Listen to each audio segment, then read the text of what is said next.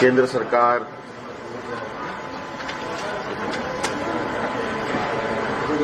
देश की रक्षा हेतु अग्निवीर जैसी कार्यक्रम को चला रही है।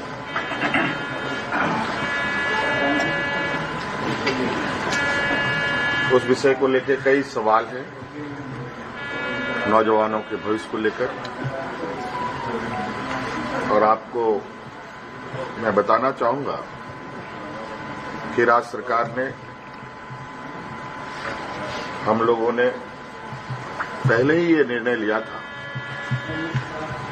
कि झारखंड राज्य के जो भी नौजवान अग्निवीर में शामिल होंगे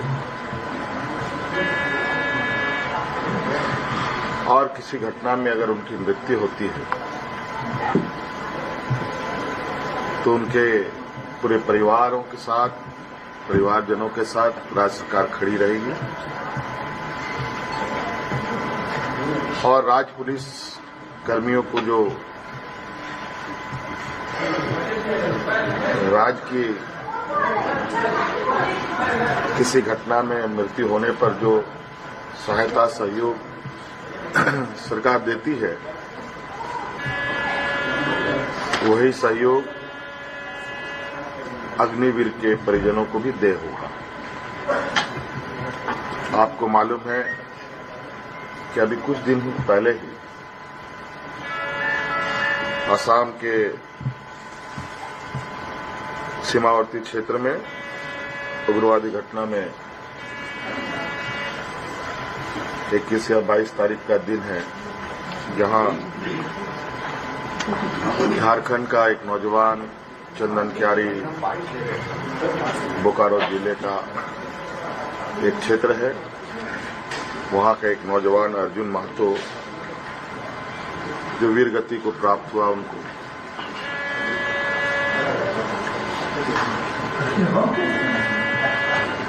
और आज हमने उनके परिजनों को बुलाया, उनके भाई को हम लोगों ने एक नियुक्ति पत्र दिया और 10 लाख रुपए अनुदान भी उन्हें उपलब्ध कराया गया और उनके भाई बलराम महतो बोकारो समाहरणालय में चतुर्थ वर्ग के पद पर उनको नियुक्त भी किया गया।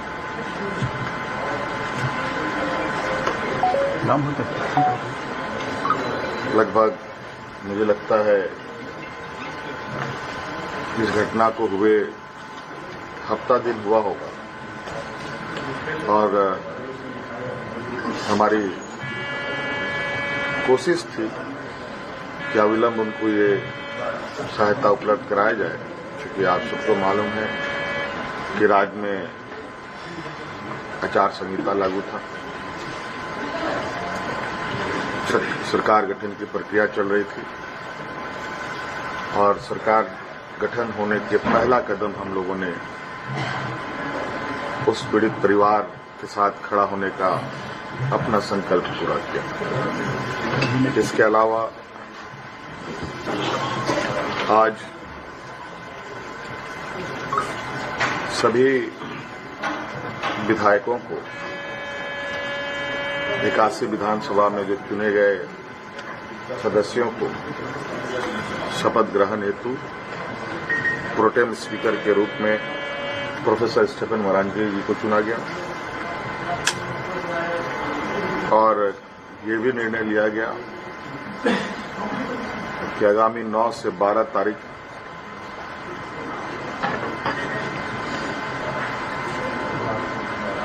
सरकार का प्रथम सत्र आहूत होगा और ये भी निर्देशित किया गया कि जो हमने निर्णय लिया था कि मैया सम्मान योजना के तहत दिसंबर माह से महिलाओं के खाते में 2500 रुपये देने का, उसे भुगतान किया जाएगा प्रतिमाह। केंद्र सरकार में हमारा जो बकाया है 1,36,000 करोड़ रुपया,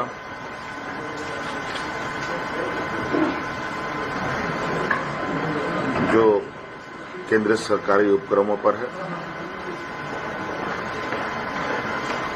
उसकी वसूली के लिए कानूनी कार्रवाई प्रारंभ की जाएगी।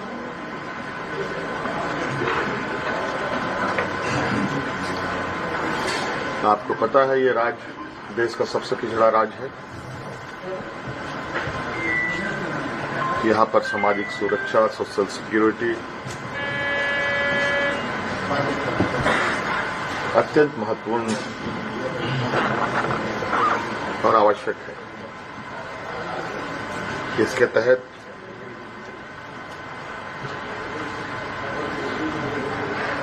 राज्य के गरीब गुरबा लोगों को उनकी आर्थिक स्वावलंबी कैसे बने, और इसको लेकर सरकार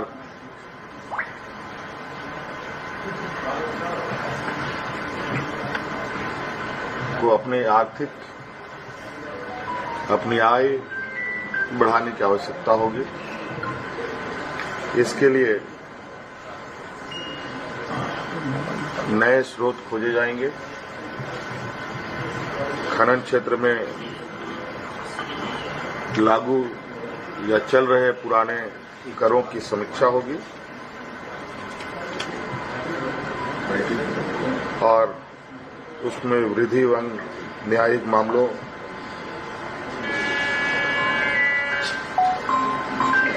जो लंबित हैं उन सबको त्वरित गति से खत्म किया जाएगा।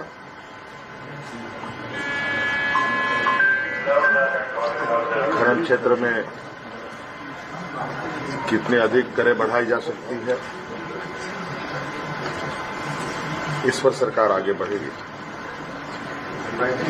आप सबको मालूम है कि हम लोगों ने उत्पाद सिपाही में भर्ती की प्रक्रिया पूरी कर ली है, लेकिन इस प्रक्रिया के तहत बड़े पैमाने पर नौजवानों की जानें गई हैं,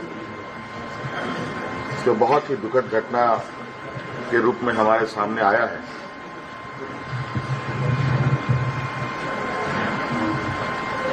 क्योंकि भविष्य में भी बड़े पैमाने पर पुलिस की बहाली होनी है, इसलिए अविलंब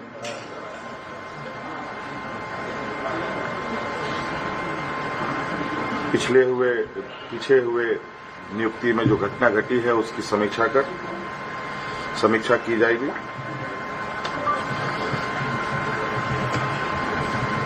राज्य में सभी पदों पर नियुक्ति के लिए जेपीएससी और जेएसएससी तथा अन्य प्राधिकार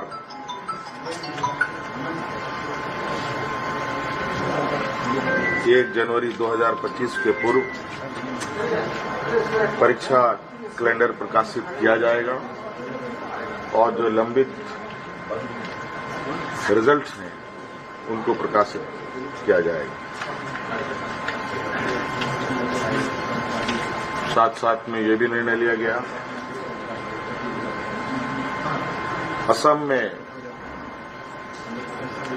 जो वहां के चाय बागान में बरसों बरस से यहाँ के मूल वासियों को ले जाया जा करके जो वहां बसे हैं, जो विशेषकर जनजातीय समूह जो झारखंड मूल के हैं, उनकी दशा एवं उनके भविष्य में दिए जाने वाले सुविधा का अध्ययन के लिए सर्वदलीय प्रतिनिधिमंडल एवं पदाधिकारियों का दल